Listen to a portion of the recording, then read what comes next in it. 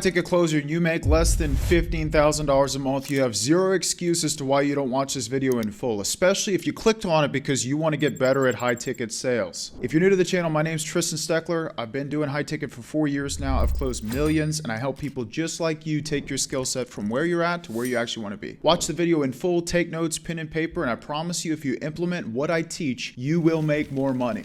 Enjoy. What up? Yo, What up? my fucking God. How many people we got in here? This is nuts. Dude, I always do Not this enough. thing where I should not let the fathoms in.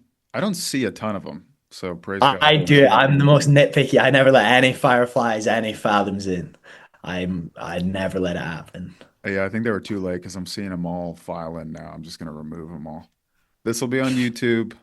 It'll all be recorded, so don't worry By about our fathoms not in here. then you could watch it back. That's what Tristan wanted to say. Yeah, exactly. How's everybody doing? Welcome in. Happy Thursday. Give me wins. I need 3 wins. 3 wins Mark, from give this month. them your win. What happened to you last week, 2 weekends ago? What was your transformation? Tell everybody. Um, what when I went to the event? Yeah, tell everybody about the transformation you experienced, bro. Be vocal. Yeah, just completely just rewired my mindset basically. Just like meeting so many different people that are in a position you want to be in is quite like mind blowing, really. Especially when you haven't experienced it before. It kind of like I don't know, it just makes you see life in a different way, like what's actually possible compared to what you normally see. So where are you going to be in December? What position are you going to be in? Um, at least full time in the space.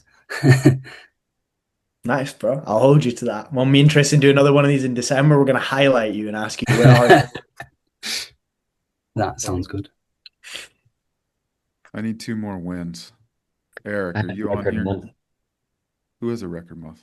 I had a record month last month. I made 18,000 commissions in 2 weeks. And so a lot of limiting beliefs were broken off of me because I never knew that was possible. That's fun. So that was huge for me. Congrats, man. That's a big number for 2 weeks, bro. You should be proud of yourself. It's huge. So grateful. Proud of you. Eric, you on here, brother? I am. There are 2 Erics. Eric Aguero. Oh, Yeah, I'm here. Tell us about your slump on Tuesday and then the bounce back on Wednesday. Yeah, Tuesday I went 0 for 7. Oh, And I text actually I think it was like 0 for 8. It was something crazy like that. I was booked all day and it was just back-to-back calls and I texted Tristan. I sent him a message at the end of the day and I'm just like, this is crazy. Like this is wild. And it really ruined the rest of my day. I mean, you can ask my wife, you can ask my kids. Like, I was in such a bad mood and I was trying to not let it, ruin my day, but it really did. Like, it really did. And those are the days where you start getting super into your head and you're just like, what the hell am I doing here? Like, what am I doing with my life right now? Like, I just wasted all day. And yeah, I was super in over my head. And then yesterday, I closed 4 deals nice, back to man. back to back to back. So collected 2,500 yesterday, pips also. It definitely is a mind game. It's a mindset type of thing. It's just like we're all gonna have those days, and it's just how are you gonna show up the next day? Are you gonna allow it to control and dictate the way you're gonna show up the next day? Right? Or are you just gonna say, all right, new day, let's hit it, let's crush it. So I love it, man. I got a question for you though. Let's say yeah. tomorrow you go 0 for 7 again. What would you do differently after all your calls after the end of the day? Well, for sure, I wouldn't allow it to impact me the way that it did, the How though? first How though? day. Because that's easy to say. That's easy to say. I wouldn't let it in, but how though? Um, I don't know. I don't know exactly. I think I would just not allow it to have the amount of impact that it had on me. And I would go back and I would just review what I did differently because from Tuesday to Wednesday, I made some changes and I had to go back and reflect on what isn't working, right? And so I immediately kind of went back to the basics. I think I was trying to do too much on Tuesday when I went 0 for 7. And I'm just like, okay, well, what I'm doing is clearly not working. So I'm like, I just need to make it simple, go back to the basics. And that's all I did yesterday. And going back to the basics of what I know I've learned from Tristan from literally day one, is what, got me back on track. So. Great answer. It was a trick question when I asked you what would you do because I know you know the answer, but we instantly Yeah. fall to I don't know. But I knew you Yeah. knew. And like the thing with slumps in sales is it's completely normal. Like there was a point in my career where I went 0 and 14 on calls. It was not a good time to be alive. But following that, I went 22 in a row. So it was like, what happened there, and what did I learn to switch? Like, how do you Mhm. switch from slump to success? And like, Mhm. it's different for everybody. Like, I have things that I do when I'm in a bad period that get me straight out of it, and it's finding that thing for you. And if it's going back to the basics, every time you see, like, even if you have 2 or 3 in a row where you fail, just go straight back to the basics, and you'll turn it around. Yeah. Yeah. That's You know one what, too, question now? I wanted Sorry, I to just wanted ask. to add now thinking about it, it's like that morning on Tuesday morning, I started off my day not how I usually would. I always start my day by journaling, reading my Bible, like getting my mind right. And I didn't do that. That morning was actually really hectic. And I didn't do any of my routine and I just went straight into calls. And that was the biggest difference that I realized. And so, yesterday morning, I'm like, I got to do what I always do. And I did my routine and it, allowed me to go into the mindset that I needed to. So stick to your So, routine. And if you notice that your routine is really what's going to determine how you perform that day, I mean, it's only proven like you have to have some sort of routine in the mornings before we get into these calls because yeah, these calls can be a lot. killer. I'm curious for you, Jordan. I've never got your perspective on this because a lot of salespeople they use this buzz term detachment. I'm detached from the outcome.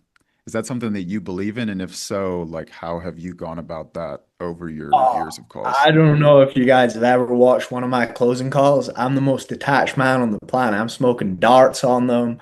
I'm sitting with my feet up on them. Like I'm so detached. And it's always been, but I'm detached from everything. And the level of detachment I have comes from one thing, and it's self-belief. Like I believe no matter what situation I'm in, I can find a way out of it. Like if you drop me in the middle of India, no laptop, no shoes, no nothing, I guarantee you, give me 30 days, I'll be back at 10K a month. I don't know how, but I believe that I'd get there. And so having that level of self-belief for me just allowed me to have so much detachment.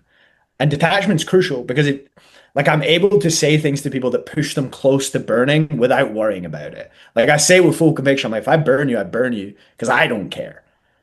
And that's what allowed me to have such a high close rate and obviously get to where I am now. Yeah. Is that something you were born with, or is that something that developed over time? I was born with it, I think. But if I wanted to develop it, and I say this to a lot of people, is the reason I was born with it is because throughout my life I had extreme regimen, extreme structure, and I did everything every single day I needed to do.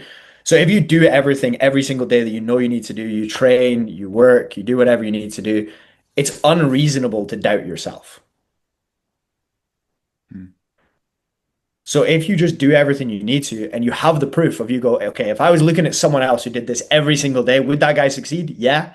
How are you going to doubt yourself? You wouldn't. So the action is how you get detachment in my eyes. It's good. My plan for this call was a call review. We have a call we can review. At the same time, if you guys have specific questions to start the call off, feel free to raise your hand. Could be anything. Okay. We're going to get into a call review. Eric gave me a call from Tuesday, right? Is this one of your more difficult calls from that day? No, actually it isn't. This was from like maybe a week ago, I think. Okay. Can you give us context? Yeah, August 1st, actually. No, it was a while back. Um, this one, I felt really good throughout the whole call, and you'll see the just I'm grilling this guy, and I'm asking him all the right questions, and I think there's definitely there's a level of confidence that I'm feeling towards the very end, and I'm like, I'm completely going to close this guy, and he did not. And I challenged him in every way I could, and I feel like I had all the leverage that I needed. Really, maybe I could have done a better job, and that's what we'll get into here. I mean, in reality, we can always do more, and we can always be better, right? But this guy did not end up closing, and his objection was like, "Yeah, man, like I got a baseball game that I got to go to right now." And I'm like, is the baseball game more important than changing your life? Is that what you're telling me right now? And he's like, yeah, like I appreciate the feedback. Like that was his answer. He did not even answer my question. Like he was just, yeah. So I'm like, I don't know what to do to help you. I'm sorry I couldn't do more to help you on this call. I was like, so, just would have not wanted to move forward. Okay. You can start like at 7 minutes. There was technical issues that we were having. All right. Let's do it. You're looking to start an Amazon business and make more money online for? Well, like you, He looks like the kind of guy who would prioritize baseball. Looks like he just woke up. It does. The bag's under his eyes. All right, let's have some fun. like Nicola told you, obviously just So he went through a triage prior. Now he's on a call with you. any kind of in a start, spare spending money, extra money to have just expendable, which ultimately I think just provides a little more flexibility and freedom in my life. And if it does take off, then maybe I won't have to work. I mean, obviously this is further and If it does, maybe. further down the line. But also, just trying to start something new, I guess, would kind of Okay. be this roundabout way. Like, it might be different, but it's also new. And I think something new and different that, I mean, obviously, you see people that sell on Amazon a lot online, and you just, You see people who do XYZ. Yeah, with the economy and everything, prices are high. You see stuff on the internet all the time, people getting scammed. You. okay. I mean, you hear it, and it might go in one ear, out the other, but hey, the more you see it, you're like, okay, well, I mean, let's see what this is all about. And if it's, something that can start small and end up being a lot bigger, then, and it could eventually take off, I mean, why not? But ultimately, Okay, I've heard enough so far.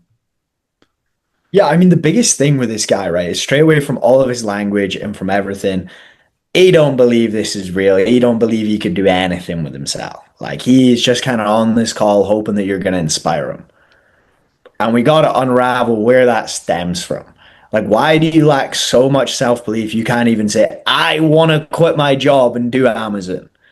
Like, if somebody can't even tell me their goal, that tells me the level of self-belief you have.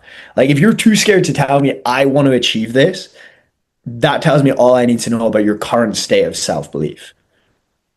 And I want to unravel where that stems from and why this guy is so in the pits of, I have zero self-belief. Because that's what's going to hold him back. And that's exactly why he prioritizes the baseball game. Because I would prioritize the baseball game too, because I don't think there's any hope I'm ever making it in Amazon. Like, that's where this guy's head at. So he's thinking, let me just go enjoy my baseball game. At least I'll be happy for 90 minutes. And like, that's where it all stems from, straight from the beginning. Yeah. A lot of if language and then the you language. The reason I'm calling that out is because he's generalizing it. He's like, everyone sees stuff like this on the internet and everyone has skepticism. Therefore, I can sit and be comfortable not doing anything myself. Because if the narrative changed to these are the 99% and I'm here to be in the top 1%, and people who are in the top 1%, they don't have a guarantee of success, but they pick a direction, they commit to it, they do everything they need to do, and they stay the course, then they become successful, then all of his actions would change. Their language tells you what's going on in their mind, and what's going on in their mind and the beliefs that they have formulate the actions that they take. So absolutely, we got to figure out where the lack of self-belief comes from. just in the beginning, just a little more flexibility, extra cash, extra, but also gaining some knowledge on how to run a business. Another thing, right? And this is like such common language is when somebody keeps telling me with, I go, I'll be honest, man, I don't know. I don't know what you're looking to do. I don't know what your goals are. We've just met. Like I call out that line because it allows them to give you vaguer answers because they're saying, you know what I'm talking about, Eric. No, I don't. I don't. I've only just met you. I don't have a fucking clue what you're talking about, bud. And it's like, I always try and just get rid of that straight away. Like I try and just halt them and say, I don't know. I want you to be as honest with me and try and explain everything in as much detail as possible. The more detail you give me, the more I can help you. But saying is just such a cop out. Yeah. And one other thing, if we're going to go granular like that, is when they say you, I would just call it out and be like, wait, when you say you, are you talking about me or are you talking about yourself? Yeah. And they'll say, I'm talking about myself.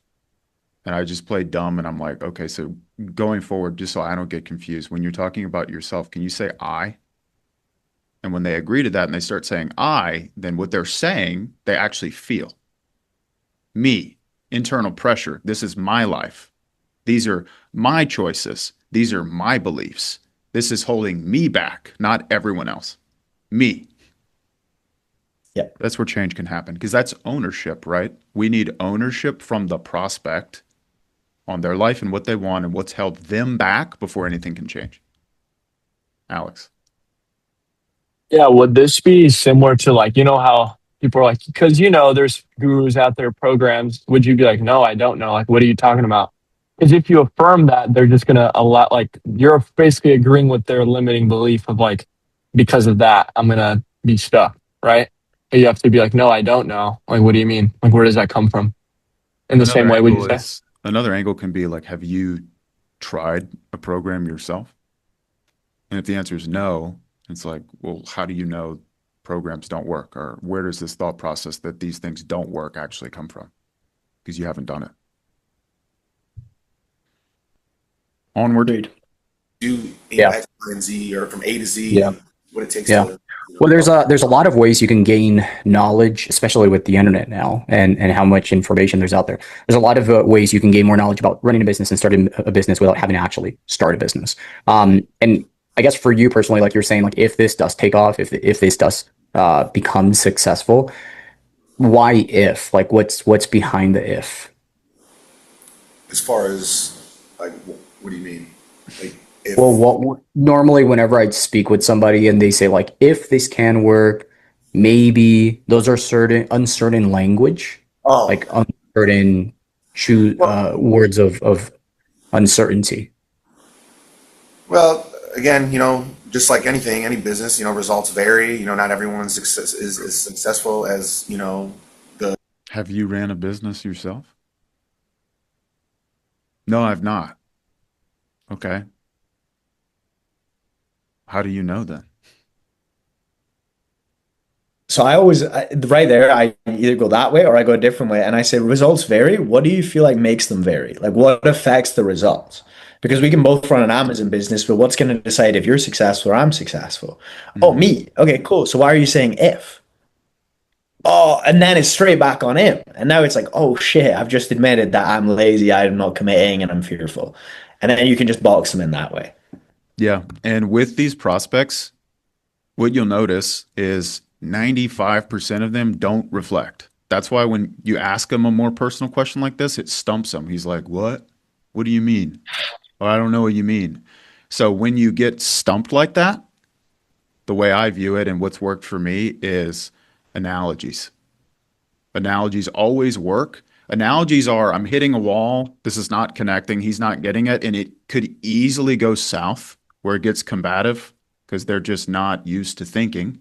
Because if they did, they would be in a better position, right? So the analogy in an example like this, you could use like marriage. Yeah, a lot of people get divorced. Does that mean marriage doesn't work? No. Or you could use like the gym. Like if I went in the gym at 5 a.m. and I was looking for fat people, I'd find them. They're in there. Does that mean the gym doesn't work? No. Well, what determines whether or not someone's successful in the gym or successful in marriage or successful in starting a business? Put it back on them. And then once they agree, right, your perspective's right, my perspective's wrong, now you have leverage to challenge. Yep. more successful people that do it or are able to.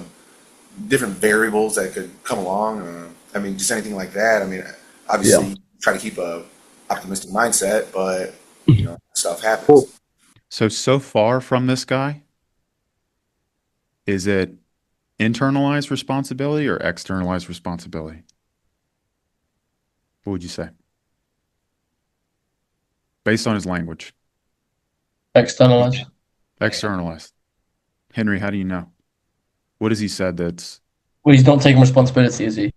He's talking about other people. He hasn't used himself once, so he's putting that responsibility onto things that he doesn't know about.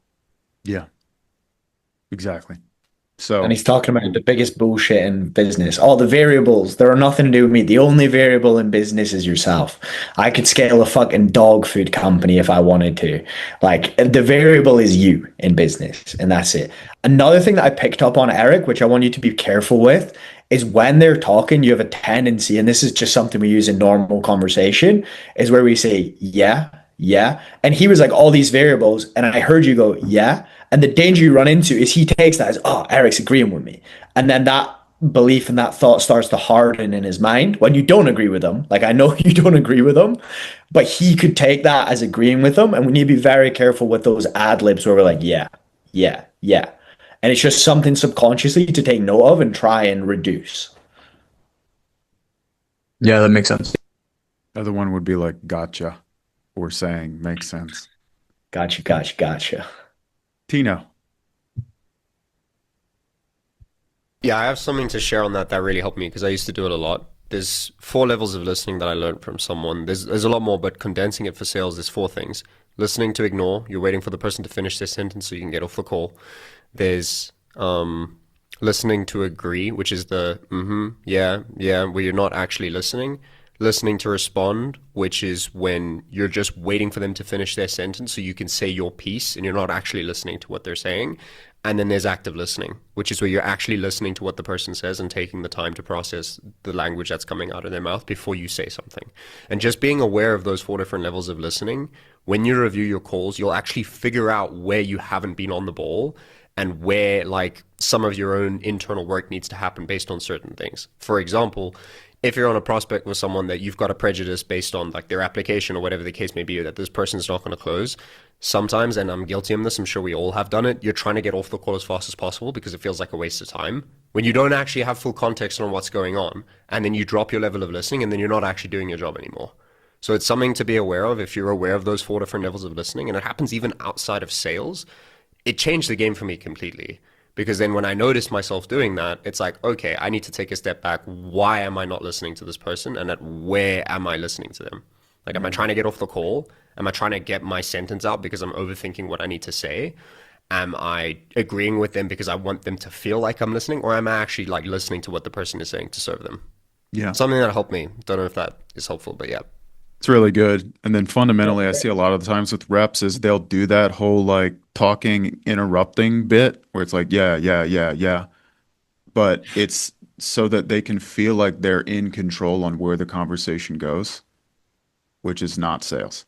And then they'll cut them off by saying, yeah, and not even know where they're going and sit and go, next question. But the question that they're asking has nothing to do with what the prospect was saying, and then the conversation goes nowhere. So active listening would be just probing off of things that they've already told you based on the question that you asked them prior. Yeah. Well, what do you think is the difference between the people who are successful and the people who are not? Nice. Good question. Maybe Maybe. capital. Oh, capital. So you see how you have everything that you would need in terms of leverage. What is this, 3 minutes in? Everything you would need to know. You actually don't need to know anything else about him. You don't need to know his job. You don't need to know his goals. You know what stands in the way of this guy getting to the outcome, which would be no ownership, lack of self-belief. Because when you reframe those things, then the outcome is like he's put in a position where what he wants is even possible. But talking about those things doesn't do anything to change the internal state. JD? My question is, there's guys here where it's like there's so many, they've brought up so many excuses and so many layers, right? Of like, this is what's in my way. And the counter where it's just like, I can start to get in my head of like, wow, there's so much work to be done on this call. Like, I don't even know like where to start. Like, there's so much leverage to be had based upon how he's showing up, how he's talking, how he views the world. Like, there's several limiting beliefs. It's not like, okay, this is the one to go after. Is that overcomplicating, or is it just like lack of ownership is bleeding into all that? Like, I'd just love to hear like perspective on when it blooms into all these different, it shows up in these different ways. Are you just cutting right into the ownership? Like, you try to deal with multiple paths? Curious perspective on that. Usually, I'll go. Usually, they all stem from the same one. They're usually all endemic of the same cause. So there's one belief that has branched off into all these other beliefs that's causing this like spider web of limiting beliefs. But if you can deal with the biggest one, a lot of the time they then start to realize, well, that's a load of shit, that's a load of shit, that's a load of shit, and you can close them. And the other thing too is you're not going to solve everybody's problems on one call. Like, they've had these beliefs for 10, 15 years. It doesn't work like that. But you just need to get them close enough to the point of taking action and committing that they join the program. And then through actually making change in their life and actually becoming a better person, they will deal with the rest of it too. Yeah. Another thing that I'll add is like the purpose of the conversation is to bring awareness that they don't have prior to the call. Your job isn't to fix them or to solve the problem on the call. It's a 45-minute call with a stranger that has decades of indecision and limiting patterns. Your job is to identify it, bring awareness to it, and then put the keys in their hands where they can actually choose what they're going to do with it. And that puts them at the starting line where they can actually start paving the way for themselves. Because, I mean, before any one of you got in somebody's got some reverb. You muted. Before any one of us got into high ticket, we had all kinds of limiting beliefs that just by joining a program that really didn't change anything, that just put us on a path to becoming the best version of ourselves if we actually commit to whatever it takes to do so. Who I am right now, who Jordan is right now, compared to the people we were 5 years ago, are two completely different people. But it's because of consistency and commitment. And commitment isn't a feeling, it's a decision. It's a decision. You remain the course, you learn the things you need to learn, you become the person that you wanted to become before you started, but it's not an overnight thing. And directly in correlation to your view on that in your own life and the standards you have for yourself, the realizations you came to, is directly what's going to be projected on the person. When you put too much pressure on yourself and you're trying to be perfect yourself all the time, then it makes sense when they don't immediately give you the answer that you wanted, that you would get all frustrated and agitated and start focusing on you rather than on the person. Because detachment comes from, I don't need the sale. Actually, I do have a life outside of sales. My identity isn't in how much money I can make or how many deals I can close or where my name's at on the leaderboard. It's outside of that. And that's what shows up in the calls. That's where leadership comes in, is your ability to meet the person where they're at and help them solve the problems that they are facing, not you.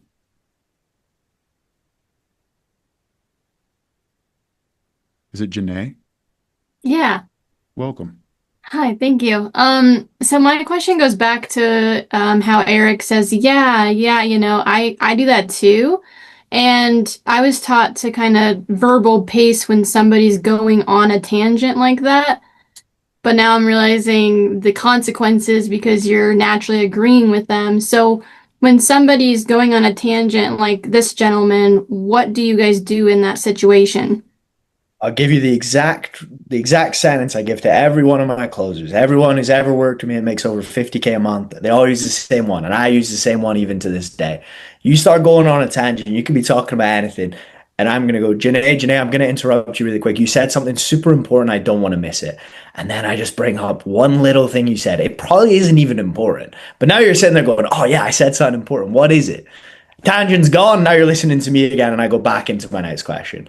That one sentence, I use it every day, every call. Works every time. Never had anybody push back on it. And like the thing with verbal pacing is you don't need to do it. Like one of the most powerful tools you have as a sales rep and as a closer is silence. If someone can sit in silence during a conversation, you automatically respect that person. You automatically think, wow, this guy is so comfortable in this conversation, he's able to just sit there in complete silence. So I hate verbal pacing. I hate when I'm on calls and people are like, yeah. I'm like, I know what I'm saying. It's fine. Like you're interrupting me here.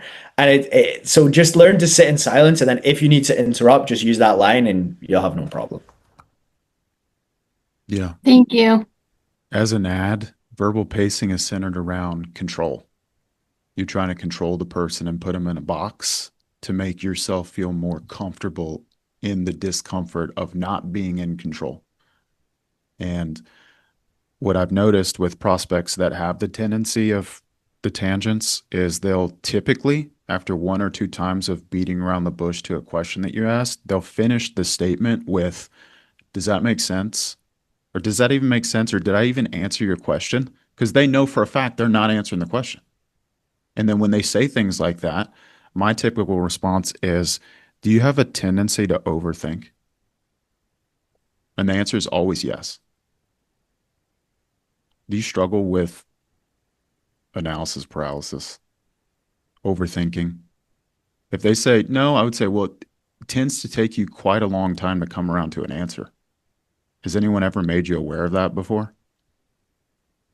Yes. You're like, oh, well, I never really thought about it. I'm like, great. Makes sense. Glad you're here. Because if you did, you would get out of the cycle. I'm like, where else do you see that cycle showing up in your life, aside from whatever we're talking about? Could be your money, could be relationships, could be your mental health, your fitness, whatever. It doesn't just show up in one area, it shows up in every area. The beliefs bleed into other areas. And the more awareness that you bring to that, the more control you give the prospect. Then the conversation centers around, do you want to change that? The person you want to be, do they allow this to control them? What do they do differently? How do they think differently? What actions do they take that are different than the actions we've taken? And when you add, fuel to the fire, it's like, what has been the result of this way of thinking? In what way is this way of thinking serving us to outcome? I'm a professional overthinker, by the way, so I learned a lot of not doing anything because of my own insecurities and doubts. Never served me. George. Hey guys, I'm just curious about the setting aspect behind this closing call, because you mentioned, Tristan, that he might have had a triage call before that. So if it's triage and not just confirming the appointment, his wishy-washy language would have obviously happened on the triage call. So when it comes to the standard of letting prospects in a closing call, when we're doing triage and these things happen, do we still let them on the call, or do we nurture them more and get them closer to being, I don't know, like at least not wishy-washy to get them on a closing call? Yeah. At the end of the day, it's like a triage call will be very effective if the triager is doing it the right way. Most triagers are not as thorough. If they were super thorough, they would be a closer most of the time. But in a situation like this, being on a closing call is what's going to make the difference internally for this guy, more so than any resource, because you have to realize like this kind of prospect struggles with follow through. So even if you give them a bunch of resources to go through, they just look at 10 different things they need to do before the next call. They do nothing and they just show up on the call in the exact same state as they were prior. If you change their state on the triage call, you would just close them on the triage call. There would be no point in doing another call. So just a follow-up question on that. What do we as closers look for when, let's say, we're self-setting a sales cycle, we're doing triaging ourselves? I mean, I'm looking for intent, goals, why now, and just about these three main things. But for him, is there any other things you'd look for, or am I missing a point? No, well, as we continue the call review, I think that answer will come more clear. Cool. So far, we watched 4 minutes of this thing so far. But this guy, it's like he's just riddled with uncertainty, lack of self-belief, no action behind these beliefs. Like, these beliefs don't come from him. They come from things he's seen. And a lot of the times it stems from upbringing and not seeing success around you. You didn't have a good role model. Maybe it was really bad. But that's what formulates all these beliefs. Just like what Jordan is saying is like, when you have that drive inside of you, that voice that's like, you haven't done enough. You should be further. You should have closed that extra deal. You didn't hit that follow-up. You got to do more. That stemmed from upbringing. For me, it was like, my dad would wake me up every single day, like, and I was terrified of my dad, but he would turn those lights on and be like, get up. There was no ands, ifs, or buts. You have to. That's a standard. And it's just ingrained in you to show up, execute. There's no, I'll do this tomorrow. It has to get done today. And there's just this burning desire to act. Most prospects don't have that. If they did, they would already be at the outcome. They would just solve it on their own. So let's continue. Available and ready, life circumstances, and just anything, along that line. I mean, life happens, stuff like that. I mean, again, some people, like I said, with people having more expendable capital to start this up, I know that in one of the videos they're saying anywhere from, a couple thousand, or you can get a business loan, or some people, can't afford that or can't have access to that. So some people being me. But do you see where we're at because of one question? How come you're saying if? You're using uncertain language. Where does that come from? Now he's elaborating on all of his beliefs. He keeps saying you and and some people, but he's talking about himself. Oh, well, they don't have adequate funding. They're not in a good enough position. Maybe money's tight for them. He's talking about himself. So now they're all out on the table. Now, good to great is, what do you do with these answers and these beliefs? That's where the money's made.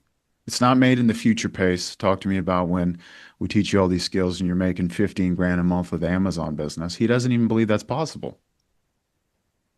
That's like walking up to a homeless guy and being like, dude, tell me about how your life changes when you become a millionaire. He's like, dude, I can't put the crack pipe down. Why don't we talk about what needs to happen to put the crack pipe down, or what happens if he doesn't put the crack pipe down? Where he ends up, is that not more useful for him? Is that not a better conversation in moving the needle?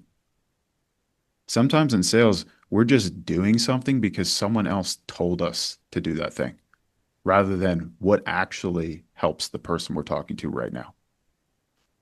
And the best reps, they have frameworks, but they don't use scripts.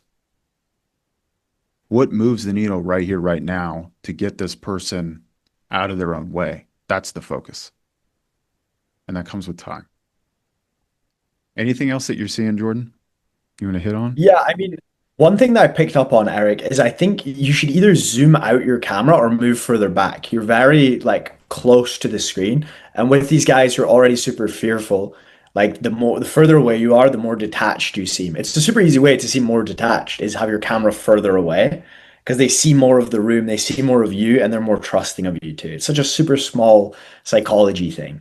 But just get your camera a bit more zoomed out, or even a bit higher up, so it's looking down on you a bit more, and then people just tend to reduce the friction. And the second thing with this guy too is, and a lot of people would think it'd be too early, but I'd just be going for him here. I'd just be like, okay, cool, but these are all things that you can get, you can change. I mean, capital is accessible, like you said, you can get a business loan, you have money, you can do all of this. But in terms of variables that you can't change, what is there that's actually holding you back? Or what is there that's stopping you? And I start putting the language on him. Like I'm asking, what is stopping you? Not what's stopping them or what's stopping all these other imaginary people that you're secretly talking about yourself. What is stopping you? And I start feeding it to him now because this guy's going to be hard to turn around because it's so ingrained. So I better start digging now or else I'm never going to get the chance to actually get the whole dug. It's really good because that's going to flush it all out. Because it also shows too that you aren't going to put up with this bullshit. Like when Eric starts saying this guy, he goes, listen, man, so you don't have the capital, you don't have this, but are you going to allow that to stop you? He's going, oh shit, he knows I wasn't just talking about some random people. He knows it was about me. And now the cat's out the bag and he's got to be honest with you, which just makes it so much easier, so much more efficient. You can actually get into the problem. Let's move on this a little bit. Let's see where this goes. So, I mean, stuff that can just hinder the success, along the way. But again, What if I told you that none of those things had anything to do with whether you're successful with this or not? I think those things that you listed are things that are going to determine how fast somebody can see success. Yeah, for sure. The speed and the pace. And then we'll work through this. But I think this is a really important point. I don't like going this route because these guys, especially when they're in this position in life, are very hard-headed, right? And if you just tell them this, they go, okay, sure, Eric. And they don't listen. They don't actually take it in, which is why it's so crucial to get them to understand it by asking them questions and relaying it to them and then making them come to the realization. Because we can say this to this guy, but he's gonna say, okay, yeah. But in his head, he's still thinking, I disagree. Like, I think it's all about the capital, your upbringing, your opportunities, all of this. And subconsciously, they still disagree with you. And they never come to fruition because they don't say it. Yeah, it's true. Telling is selling. Lecturing in one ear, out the other. Of somebody going from zero to $100,000. Still a good angle of challenging, though, because you're absolutely right. $100 in sales in a year compared to somebody that goes from zero to $50,000 in sales in a year. But they both can be successful. Right. The difference between the people who are successful with any business and the people that are not is, what do you think? Here's one thing. Like, what do you think is a main factor? Think about like dieting. Try and ask the question without fear that it's going to fall flat. Because what I'm seeing right now is you're adding so many layers to the question to try and control the answer that you're going to get, and it doesn't work. If anything, you're literally going to put it on a silver platter, and he struggles so much with self-worth that he's just going to people please and nod his head and agree with you rather than telling you how he actually feels. And then he agrees, and then gets to the end of the call and tells you he needs to go to a baseball game. What do you think is the difference between somebody actually losing the weight when they're doing a diet or not? Sticking to the plan. Yeah. Which comes down to what? Habits. Consistency, discipline. commitment. Right. Right. You see that? You spoon feeding the answers to him. That's you wanting to be in control, even subconsciously. Right. So when we're talking about marriage too, like, are you married? No, not yet. Not yet. Much Yeah, my surprise. A lot of people, they struggle with the capital to get married, It's hard out there. Okay. Well, any successful marriage.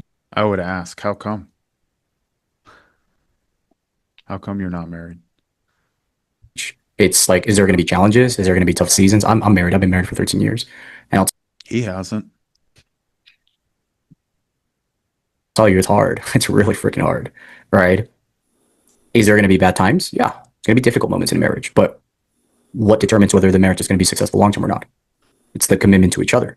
So business is essentially the same way. Yes, there's going to be a lot of different contributing factors, whether it determines like on how fast somebody can be successful.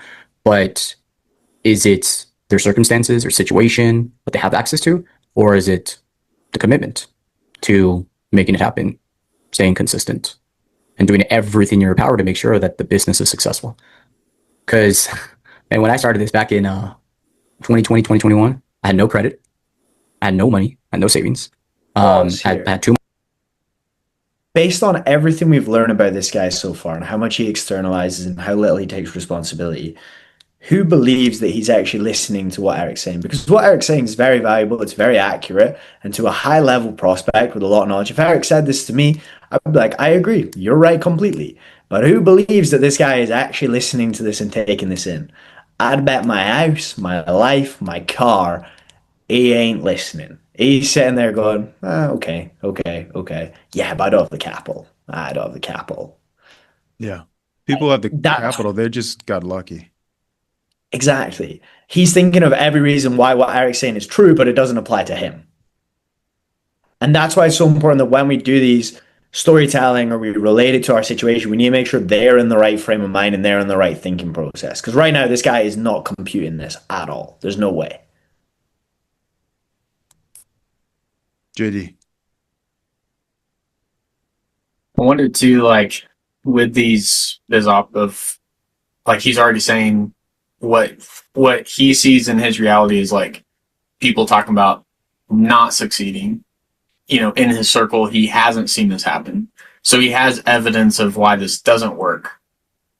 And he doesn't have any like structure or skeleton of why it could. Like he doesn't have any tangible evidence outside of that. So it's like there's nothing for this to stick on.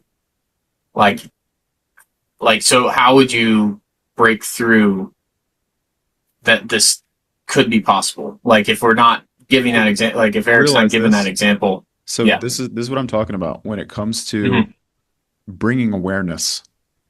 So we get a belief, which could be like capital holds people back from starting something.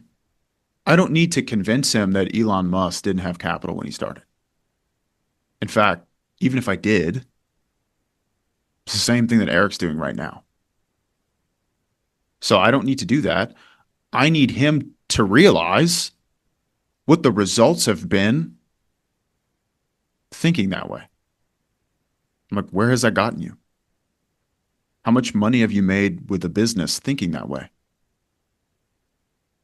Which would be nothing. So you're just bringing awareness. Now the control's in his hands. And I'm like, what are you going to do with the information? What's a better way at looking at it? That's where analogies come in. Once again, if you hit a dead end, you can talk about resourcefulness. Because ultimately, whatever you're looking for, you're going to find. If you're looking for reasons not to do it, dude, you're going to find it.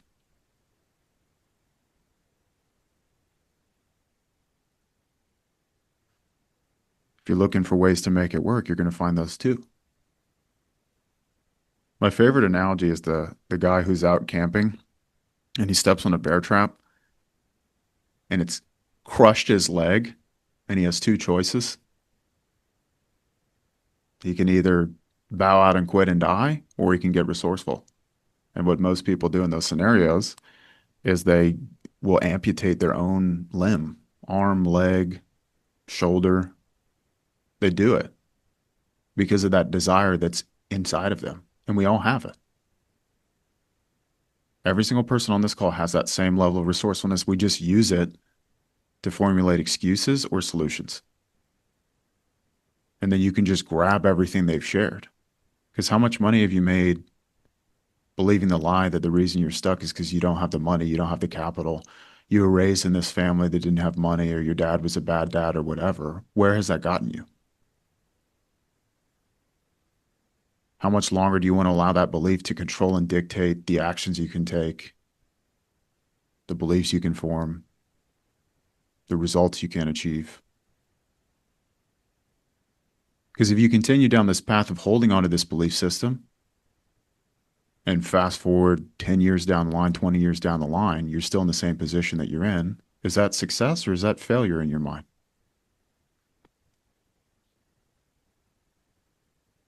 Because the truth is, it's not that he doesn't have access to the funding.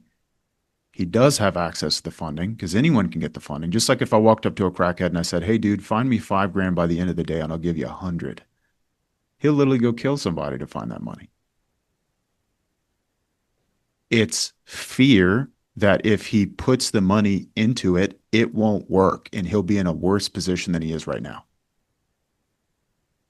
So it's not lack of money. That's on the surface. It's fear of it not working. It's fear of losing money. It's fear of being a failure that's held him back. And that stems from somewhere. Somewhere, somehow, he picked that up.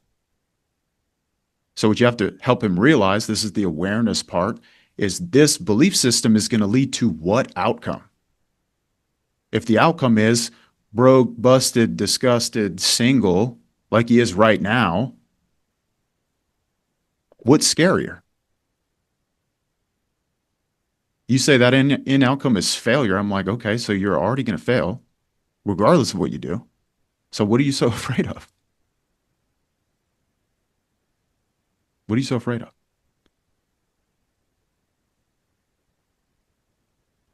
Yeah, facts. And then, like the thing with it, like obviously it's funny the crackhead one, but it's so true. Like how many times have you seen a crackhead not able to get high? They're always able to get it. Why? Because they're fucking resourceful as shit. Like if you really want something bad enough, you can go get it. Like I promise you, if one of you really wants a Lamborghini, give you 2 months, you'll have a Lamborghini. Like whatever you want, you can go get. It's just a case of how badly do you want it and how much you're willing to sacrifice to get it. And get your prospects into that frame of mind. Truth. Two of my daughters already at the time. My wife wasn't working. We lived in a small apartment, and we got our tax return that season, that time of the year. And so that's what I used. And I didn't have a lot. I had a couple grand, and that's all I had to get started with. That's why when people come onto this call, I tell them, you can start with as much as you want. You can start with $500. You can start with $5,000. Now, if you have credit, if your credit score is over 700, dude, credit is such a tool that people don't even utilize. We think credit is just to buy cars and buy houses and things like that. But if you talk to any smart, successful business owner, what do you think they do? Leverage this stuff. Leverage the credit. They go to the banks. Leverage the stuff. Even if they have the money, they never use their own money. They use the bank's money. Yeah. So it's all about perspective and it's about mindset. Why do you think I'm challenging you on this right now, though? I wouldn't say that you are. I don't pick up on you challenging him at all. I feel like you're just teaching him. Yeah, you kind of just lectured him. You didn't really ask him to make a change or to change. You kind of just gave him your perspective on a bunch of different stuff. Yeah. Because he gets to the end of the call and he goes, man, this is really motivating. Thanks. I'm going to go back to my own life now. That's just like YouTube videos. It's the same thing. We're like a live YouTube video for these people. Because he never gets to a point where he realizes that motivation is futile. People who get to the top of the mountain didn't get there because every single day they woke up, they were motivated to do so. That's not how it works. And that's why they stay stuck, is because they only make decisions based on how they feel in the moment. And that can only get you so far. Jordan, how many days have you woken up in the morning with anxiety or fear or doubt that you made the wrong decision, you're on the wrong path, this is a waste of time, I'm not good at this, etc.? Probably about 95% of the days I've ever woke up. Yeah. It's the truth. Same here, by the way. Yeah, I mean, it's normal. And the thing is you either let it consume you or you prove it wrong. Like when I wake up, I think, okay, why do I have these thoughts? Oh, because I'm not where I want to be. Okay, but am I doing everything in my power every day to get to where I want to be? Yeah. Okay, cool. So shut the fuck up and let's get to work. And when you think like that, it's very hard to lose. It's very hard to lose. Yeah. The lie that these prospects believe is that they're the only ones with those thoughts. Yeah. Which isn't true. Because every single person on this call taking notes and like nodding their head, you would agree you have the same thoughts. You all do. We all do. Because we're not God. We can't like predict the future of our actions.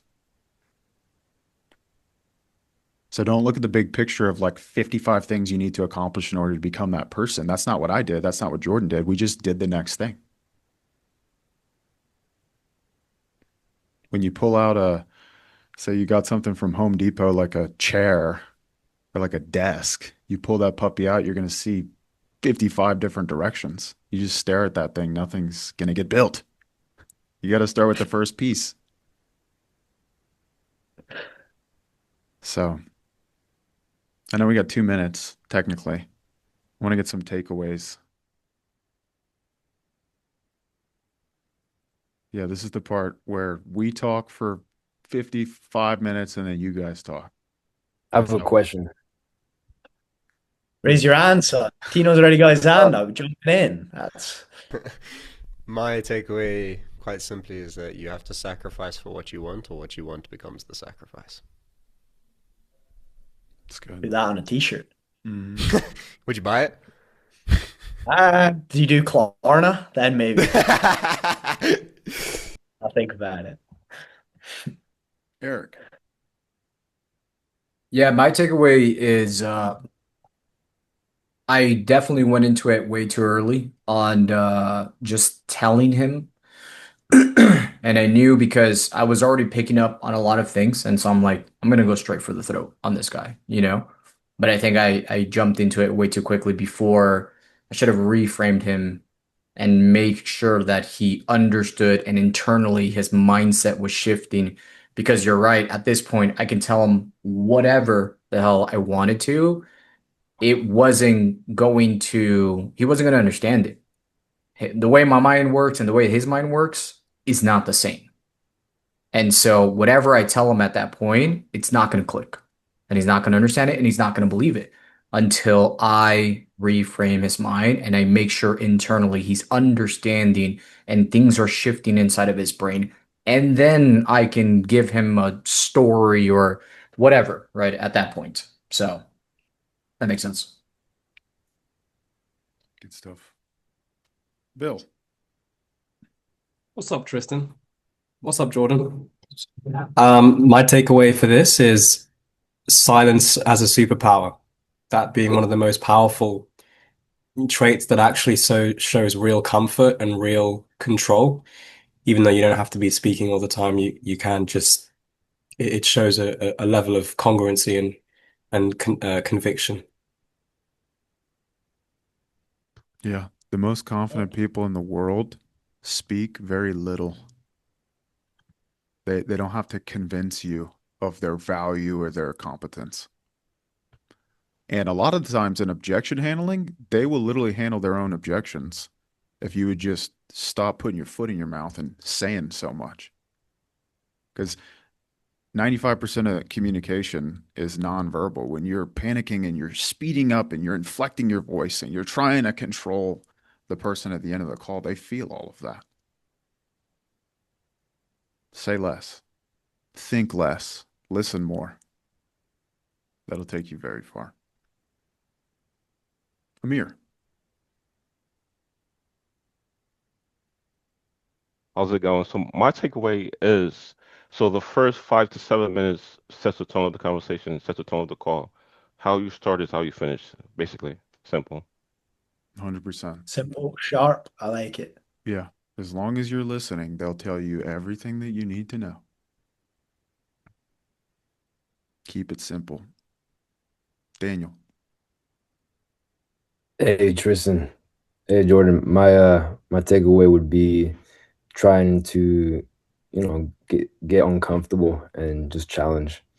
Yeah, just keep it few, keep it light. Yeah. Yeah. Can I ask you a question off the back of that? Yeah, absolutely. Why is it uncomfortable to challenge somebody? Maybe because if you Maybe. Why is it uncomfortable for you? No, maybe. Why is it uncomfortable for you to challenge somebody? because you have to deal with your own self. Why is that uncomfortable? I deal with myself every day. I love it. Why is it uncomfortable to deal with yourself? Because you have to face, like, look in the mirror, if it's something. Yeah, I mean, it's a good question. I don't know. You do know. You just don't want to say it. This is the first step of getting uncomfortable. Is how can we ever expect our prospects to get uncomfortable and change their ways if we're uncomfortable and we're too scared to tackle that?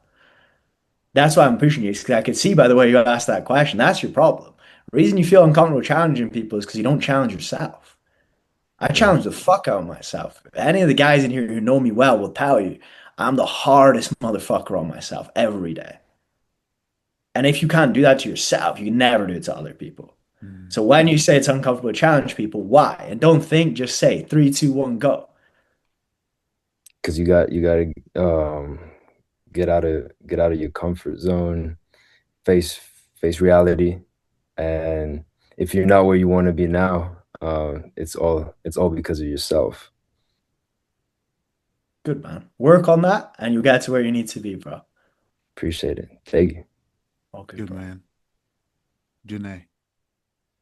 Well, dang, that was a takeaway right there. I've had so many, but really, it was so helpful knowing how to deal with the uncertain prospect and just calling it out right then and there.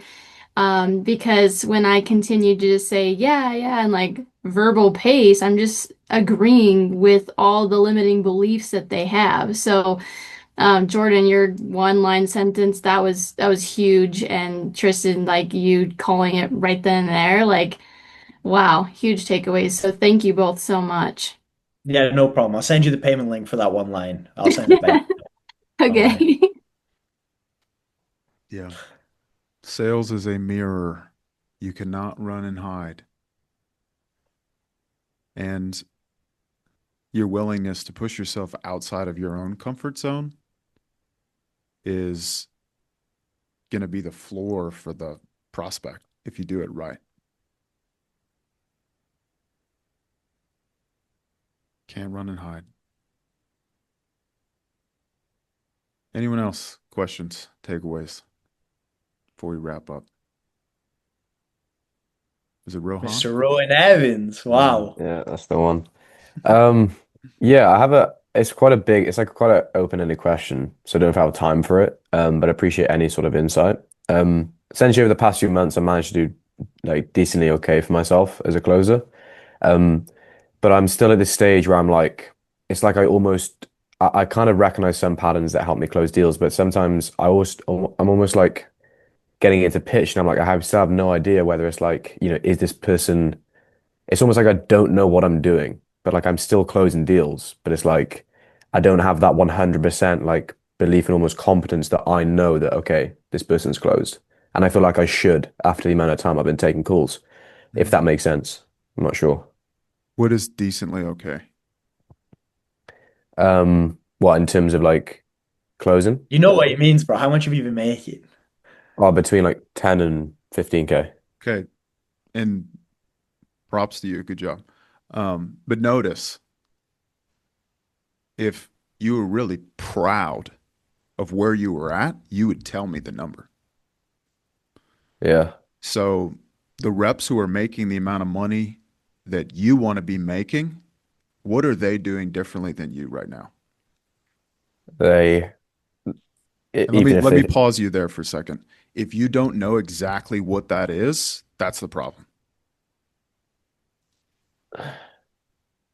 Based on what you've said, I had an idea is like they're confident in themselves. And even if even if it's like, oh, I don't know what I'm doing is closing the deal, they own it and be like, that's how good I am. That's how I'm closing the deals.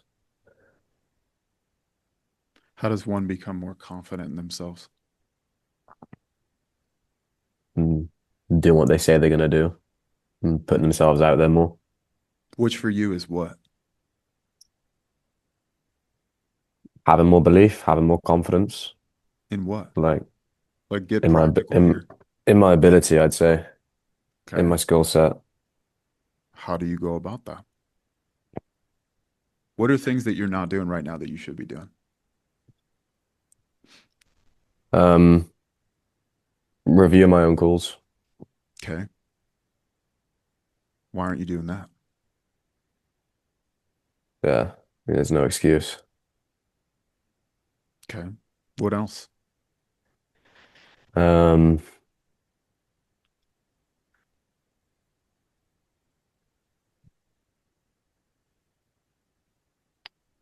So this is my point, is like directly in correlation to your willingness to sit in the discomfort and reflection yourself on where you're at and why you're not further is the bar for the prospect. Yeah. That's why I say sales is a mirror. Yeah. Because whatever excuses you give yourself as to why you don't review calls or whatever other thing you should be doing that you're not doing is directly what you're going to buy into from the person you're talking to. Yeah. The other thing, Ro, because like for those of you who don't know, me and Rowan go back a very long time. We used to work on the same offer. He was setting, I was closing. And like even back in the day, bro, like you've already overcame this once. Like you've overcame this exact same problem going from setting to closing.